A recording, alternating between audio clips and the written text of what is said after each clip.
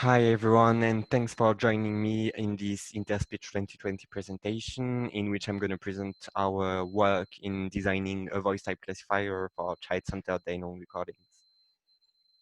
So, one method used by psycholinguists to study child language acquisition consists of putting a microphone in a child's vest to record the language environment of this particular child. Given this day-long recording, psycholinguists are facing different problems and challenges. For instance, they might want to answer the following questions. So when does someone speak? Who speaks to whom? How much speech is the child exposed to? So for this question, we can think in terms of duration or maybe in terms of number of words and so on. There might be other problems that psycholinguists are facing, for instance, how to measure the child's ability to perceive and to produce speech, or how to link the input that the child receives to the output the child produces. And all of these questions need to be answered on challenging and noisy day-long recordings, knowing that day-long recording can last up to 20 hours and we can have multiple day-long recordings per child. And this is where speech processing people can play a big role by developing automatic tools to extract useful information from these day-long recordings. Um, a, a current system that is used by many researchers all around the world is called the Lina system. So with Lina, you can both record and analyze the data. You can extract useful information such as the speaker turns, the number of words produced by another speaker, or the type of vocalization produced by the kid child. Is he crying? Is he laughing? Or is he babbling? Those kind of information.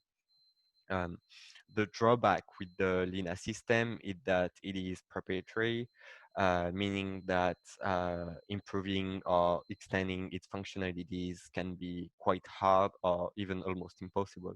Even finding information about the way their algorithm work can be quite painful.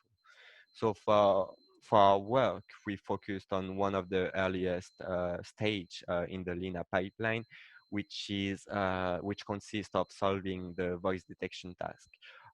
So we want to be able to tell if a given frame has been produced by the key child, that means the child wearing the recording device, or if this frame has been produced by any other child in the environment, or by any male adult speaker or any female adult speaker. So in our paper, we compare our approach with its proprietary counterpart, the Lina system. So to develop our voice type classifier, we first had to gather multiple child-centered corpora. This gathering is called baby train in the table.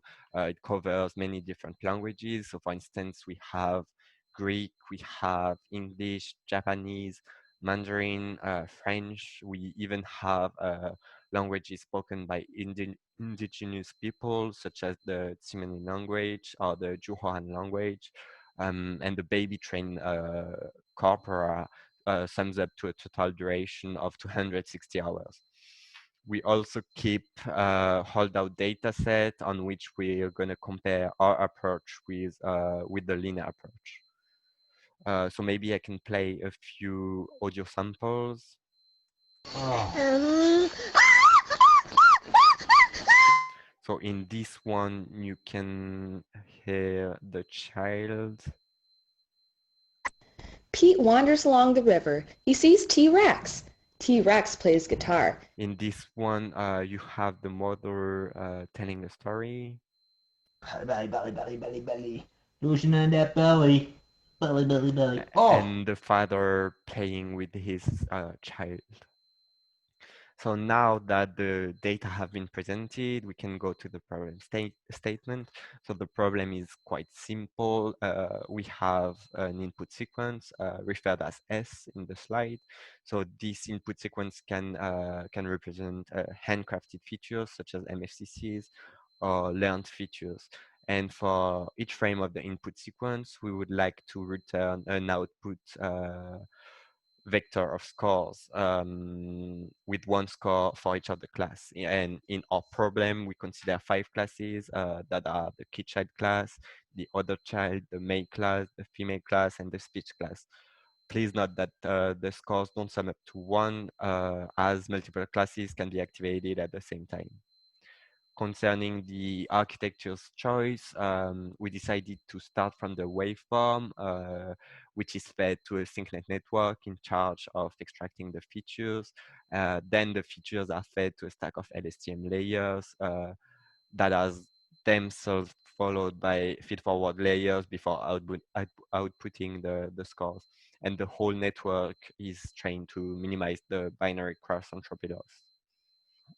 For the evaluation metric, which shows the F measure between precision and recall. So I won't go over the formulas, but I would I would just say that those are functions of the duration of true positives, false positives, and false negatives. So before presenting the results, I would just like to make one iteration over the whole pipeline. The first stage consists of the training phase, in which the training data set is augmented in an online fashion using additive noise, and this noise is drawn randomly from the Muson noise database. So we train our model for n epochs to minimize the binary cross-entropy loss. Then comes the development phase. So in this phase, we take one model every 5 epochs, and for each of the class, we compute one threshold to minimize the F-score obtained on this particular class. And then we select the best model depending on the average F-score obtained across all of the 5 classes. Then comes the inference phase, in which the model is applied over overlapping successive windows, so that at instant t we have multiple scores that we average together, and then we apply the threshold computed in the development phase to decide whether a given class is activated or not. So here comes the results on the test set. So in this table, we compare a binary system in which 5 models have been trained separately on each of the 5 classes. So we compare the binary system to a system referred as a multi in the table, which consists of a model trained jointly on all of the 5 classes. So this table shows that the multitask system consistently outperforms the binary systems. We obtain around 77% F-score for the key child class, 25.6 for the other child class, 42 for the male class, 82 for the female class, 88 on the speech class. This leads to an average F-score of 63% on the test set. Then we compare our model with its proprietary counterpart, the Lina system. So we run this comparison on the holdout data set. That means data that have never been seen during the training, neither by Lina nor by our model. This way, we ensure that the comparison is as fair as possible. And we observe in this table that our model consistently outperforms Lina's predictions.